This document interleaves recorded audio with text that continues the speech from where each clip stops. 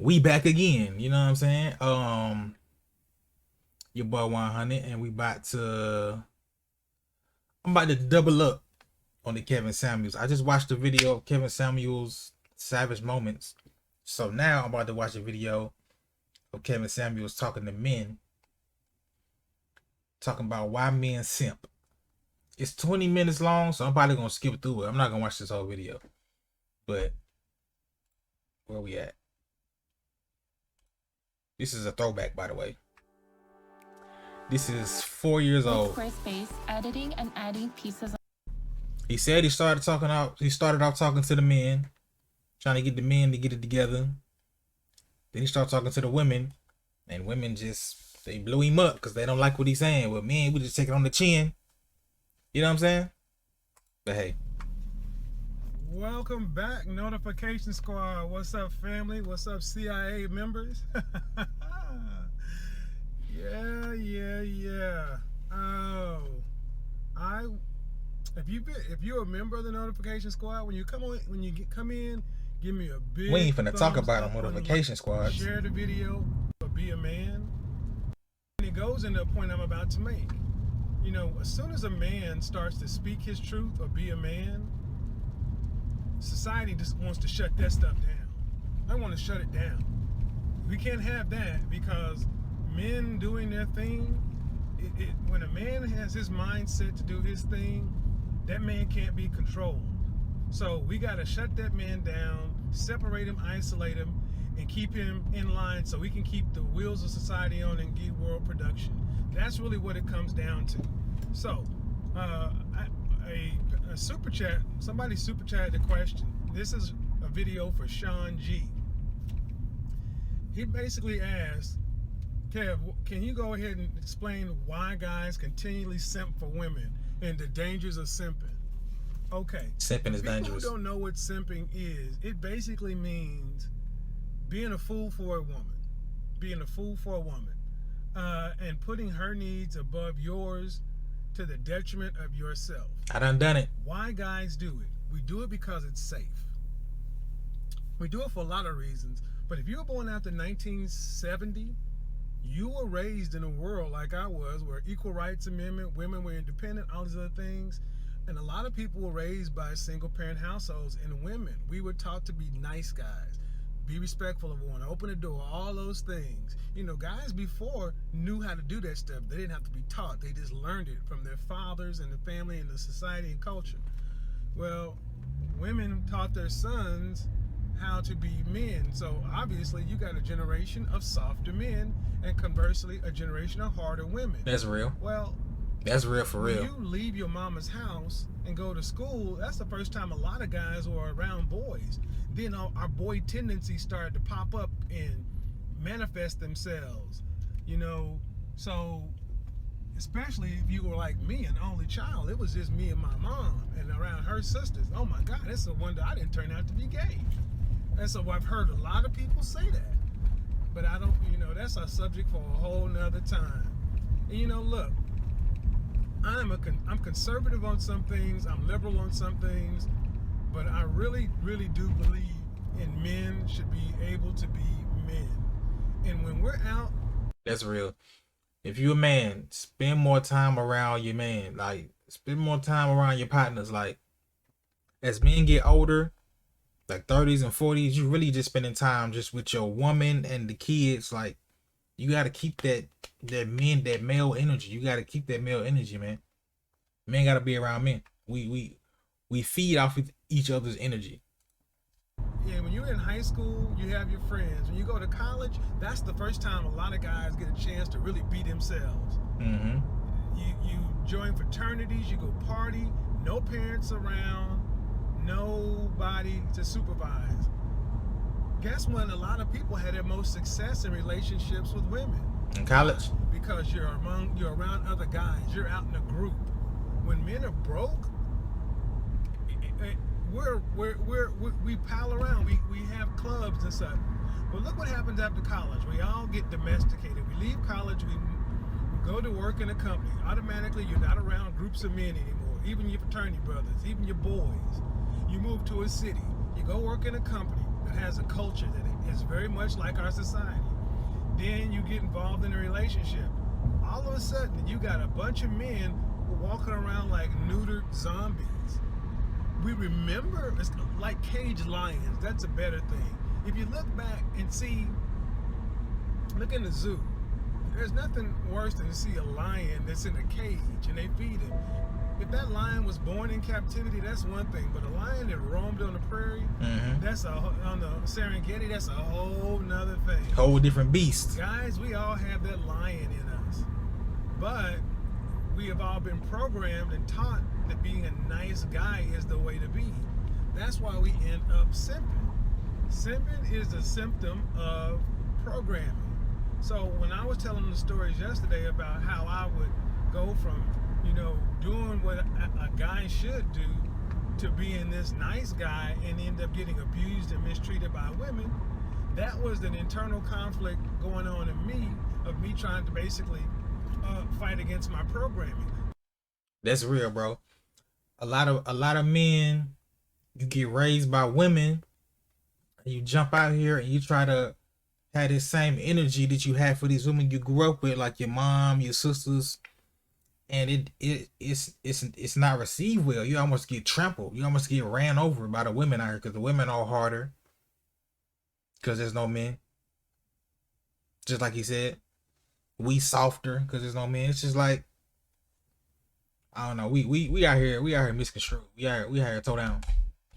Another thing though is even after a guy knows better, we go back to simping because it's safe. We know how to simp. That's it. We just know how. It's no different than why don't people go work out at the gym? Why don't people eat better? Why don't people, dress better?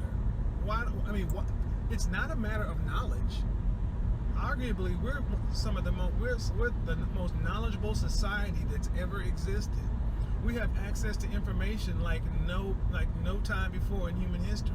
It's not a matter of information. It's a matter of, if I change, I'll have to do something that I'm not familiar with. And I'm familiar with being a simp. I'm familiar with being a nice guy. I'm familiar with doing I'm familiar with being a to simp. be acceptable, and I know what I get. Now, here's a twist. We get comfortable with it. It's kind of like, think about all the sayings we have in our world. If you can't be with the one you love the one you're with.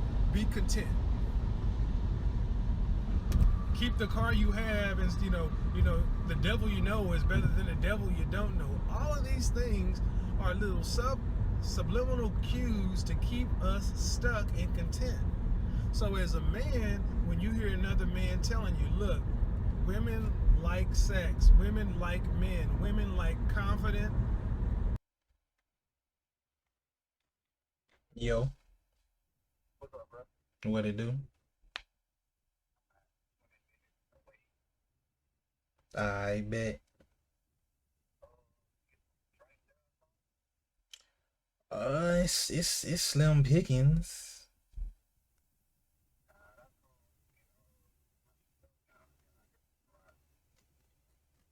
I bet it up. Yeah.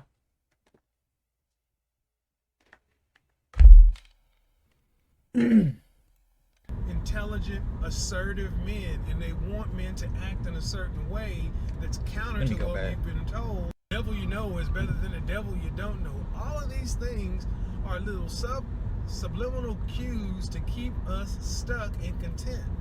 So as a man, when you hear another man telling you, look, women like sex, women like men, women like confident, intelligent, assertive men, and they want men to act in a certain way that's counter to what we've been told, it goes against everything we know, and it goes against us being safe.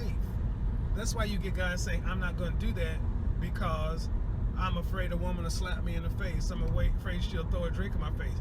Look at YouTube. YouTube is a great example. I am a professional menswear stylist, but I have a tremendous amount of information to give to guys. I have to think about the content I put out there, because I can put some stuff out there that YouTube doesn't deem appropriate or friendly. take charge of your own life. Be confident. Now, women who talk about women's stuff and women empowerment, those channels get millions of views and subscribers. But guys that have the nerve to talk about, guy, put yourself first, empower yourself, be a man, take charge of your own life, be confident, intelligent, assertive, be learning. I mean, all that stuff. You would think that would be a good thing. No. It's challenging to the system. The system we were raised. I was raised in that simp system. So I could go on and on and on and tell you story after story after story. But let me just say this. Because we are guys, let's just throw some numbers up here. Not to brag about anything, but by the time a guy reaches his mid-30s is when he really starts to understand what it means to be a man. By the time you reach 40, you really become a completely different person. You become a whole man. You know how to get stuff done. You know who you are. You're self-actualized. So in your teens and 20s, a lot of guys, we're about getting laid and making. It take that long? We don't realize ourselves, and we don't know who we are till we in our mid-30s. Sheesh. Money. And it's easier to get laid to make money, so we keep score by stuff. I went through that phase to where, we had competitions to see who could score the most with women. And, when you start getting up, when you start having numbers in the triple digits, on one side, I was taught to be proud of that, but on another side, I felt kind of ashamed. I was like, that's disgusting. But then that's what you do, but I don't do that.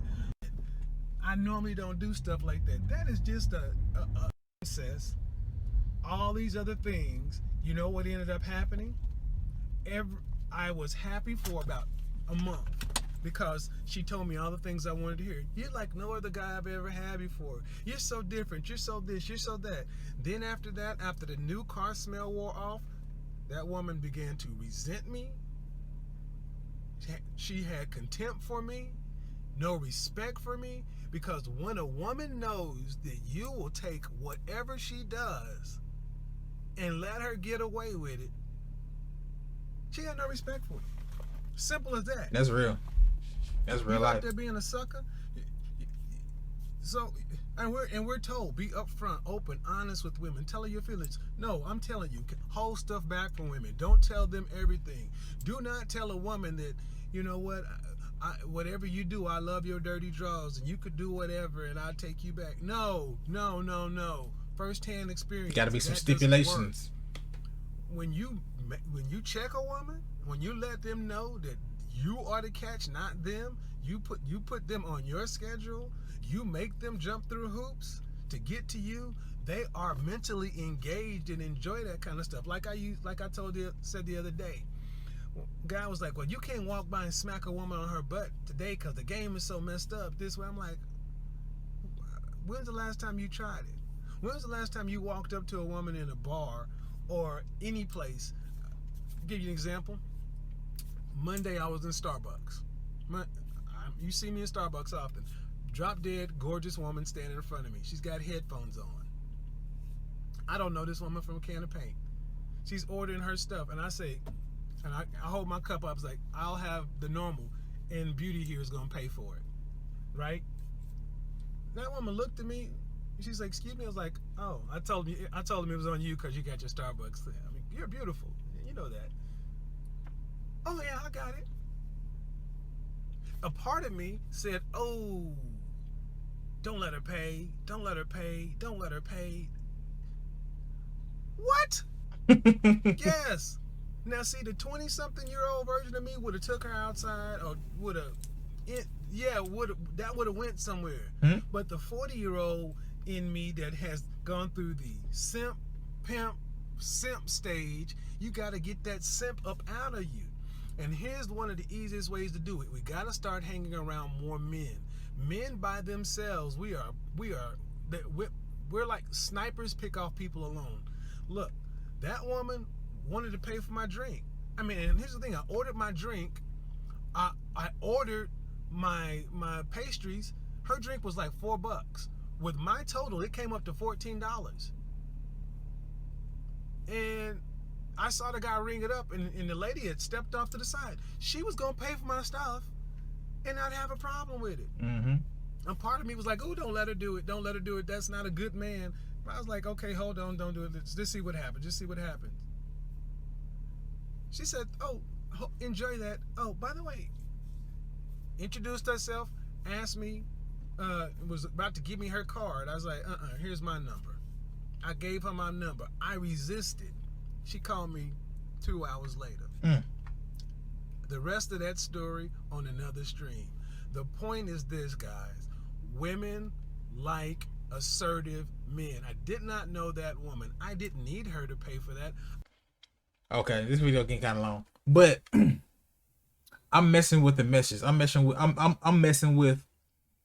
Hey man, stand up for yourself. Be assertive. Be a man. Stop simping. Stop going above and beyond and hurting yourself in the long run. Like it's a difference between sacrifice and compromise and being a simp. I would say being a simp is when you put all of this into a woman, you do all of these things for a woman, but you look at yourself and it's like, dang, what did I do for me? You did everything for her. What did you do for yourself? Now you in a worse position than you were before you met Shorty. You know what I'm saying? That's what I feel like simping is. But if y'all want to watch this whole video, y'all want to watch this whole clip, y'all know where it's at. Just type in Kevin Samuel Simp. It's gonna be the #1 video. But yeah, I mess with the message, man. Men need to be around more men. Men need to be assertive. Men need to stand up. We gotta stand up out here, man. We outnumbered. We're outnumbered severely by these women. We gotta stand up. But yeah, man. Like always, man. If you mess with the channel, man, you know what I'm saying. Leave me a like, comment, subscribe if you like. You know what I'm saying. And yeah, man. Catch you in the next one.